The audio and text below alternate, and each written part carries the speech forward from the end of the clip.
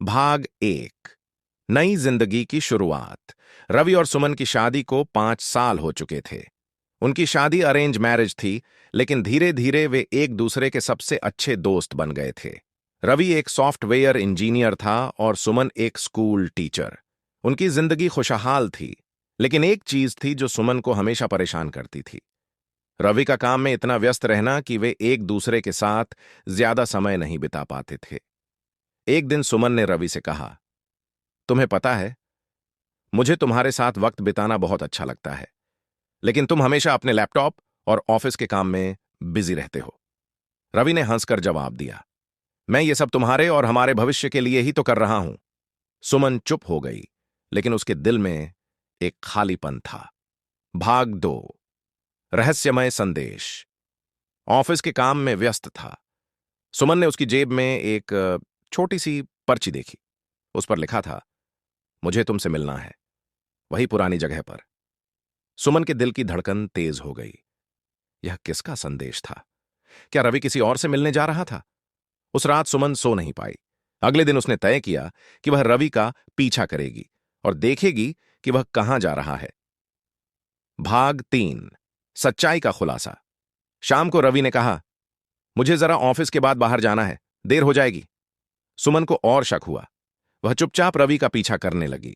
रवि एक पुराने पार्क में गया और वहां जाकर एक बेंच पर बैठ गया। कुछ देर बाद एक लड़की आई। सुमन के पांव जैसे जमीन से चिपक गए। वह सोचने लगी, क्या रवि मुझे धोखा दे रहा है? लेकिन फिर उसने देखा कि रवि ने उस लड़की को एक लिफाफा दिया और उसके कंधे पर हाथ रखा। सुमन का गुस्सा अब अपने चरम पर था। वह झट से उनके सामने जा पहुंची। यह सब क्या चल रहा है रवि? सुमन की आंखों में आंसू थे। रवि चौंक गया। उसने तुरंत सुमन को समझाने की कोशिश की। सुनो सुमन, पहले पूरी बात सुन लो। वह लड़की बोल पड़ी, भाभी, मैं पायल हूं, रवि भैया की बहन। सुमन का दिमाग एक पल के लिए सुन्न हो गया। लेकिन रवि, तुमने कभी मुझे अपनी बहन के बारे में नहीं बताया। रवि ने गहरी सांस ली और कहा, पायल हमारे परिवार से अलग हो गई थी। मम्मी पापा नहीं चाहते थे कि मैं उससे मिलूं, लेकिन मैं अपनी बहन को नहीं छोड़ सकता था, इसलिए मैं चुपचाप उससे मिलता था और उसकी मदद करता था। सुमन की आंखों में पछतावे के आंसू थे। उसने पायल को गले से लगा लिया और कहा, मुझे माफ कर दो, मैंने कुछ और ही सोच लिया था। भाग 4।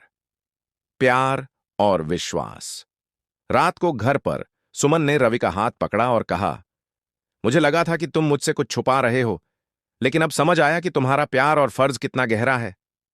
रवि ने मुस्कुराकर कहा, सुमन, रिश्तों में शक नहीं, विश्वास होना चाहिए। उस रात सुमन ने महसूस किया कि सच्चा प्यार केवल साथ रहने में नहीं, बल्कि एक दूसरे को समझने और भरोसा करने में भी होता है।